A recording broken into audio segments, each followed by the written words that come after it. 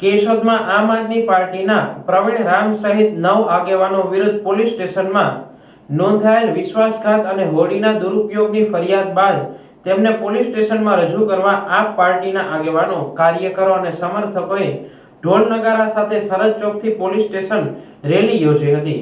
આ એફઆઈઆર ઉત્સવ સાથેના બેનર હાથમાં લઈ રેલી પોલીસ સ્ટેશન પહોંચ્યા હતા।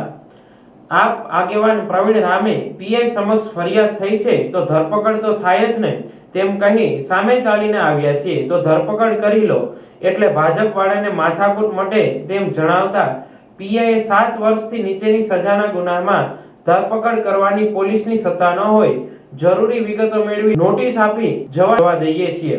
આમ ધરપકડ બાબતે બંને વચ્ચે લાંબી ચળભળ બાદ પોલીસે આરોપીને નોટિસ આપી જવા દીધા હતા।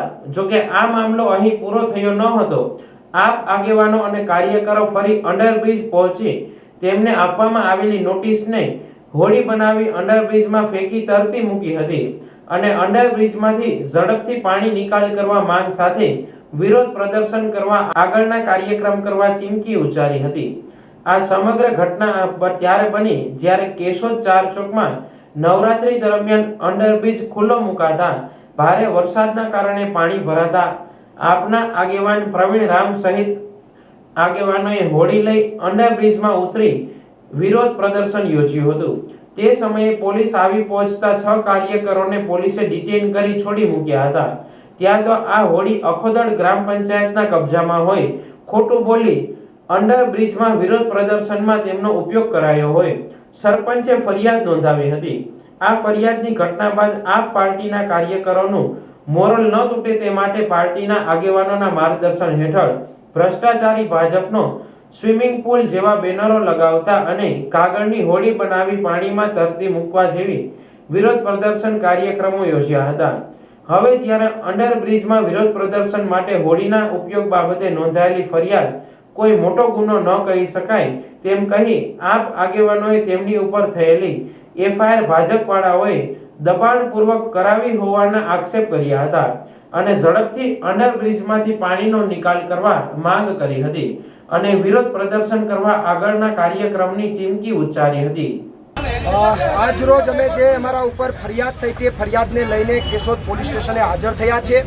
કેશોદ પોલીસ સ્ટેશને હાજર થયા છે। અમે અહીંયાના જવાબદાર અધિકારીઓને અમારી ધરપકડ થઈ જાય એ માટે અમે સામે ચાલીને આવ્યા છીએ, પણ અહીંયા પોલીસ અધિકારી એવું કહે છે કે અમે તમારી ધરપકડ નહીં કરીએ, ખાલી એક નોટિસ બજાવીને તમને છૂટા કરશું।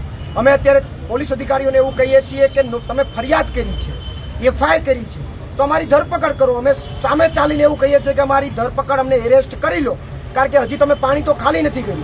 પાણી ખાલી નથી કર્યું તો હજી અહીંયાથી છોડશો તો અમે પાછા સ્વિમિંગ પુલે જશું। એના કરતાં જ્યાં સુધી પાણી ખાલી ન થાય ત્યાં સુધી 8 દિવસ, 10 દિવસ, 15 દિવસ અમને જેલમાં રાખો એવી અમે અહીંયા અત્યારે પોલીસ અધિકારીઓને કહીએ છીએ, પણ એ અમારી ધરપકડ કરવા માટે રાજી નથી, અમારી ધરપકડ કરવાની ના પાડે છે। તો મારે એ કહેવું છે કે જો તમારે ધરપકડ જ અમારી નહોતી કરવી તો એફઆઈઆર હું કામ ભાજપના કહેવાથી કરી?